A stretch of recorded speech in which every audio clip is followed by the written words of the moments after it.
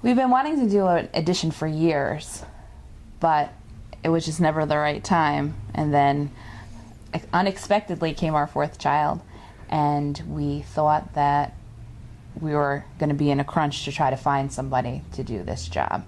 We really wanted 2 bedrooms and a bathroom, and DBS did it for us. The first time we met, I knew that they were the right people to work with. I think one of our other concerns was that our work is right next door to our house, and as the project was going to happen, I was concerned about how that was going to affect our parking lot.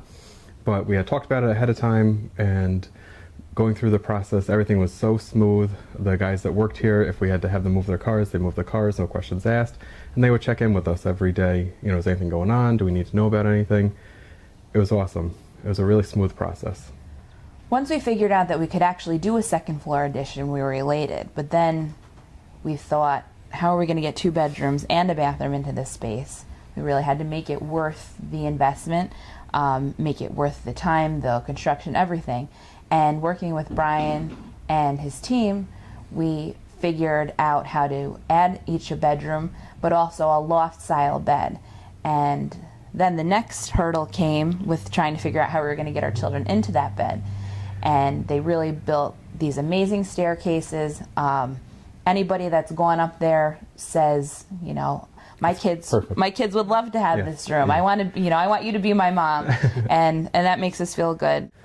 In the process of planning for the addition, we had talked to a couple different contractors and didn't really get a great vibe. But from our first meeting with Brian, when he came to the house, when he left, Kristen and I both said to each other, oh, I really hope this can work. He just seems to be on our page about the planning and everything.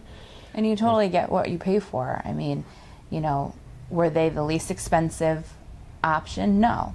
Were they the most expensive? No. They definitely fell in the middle.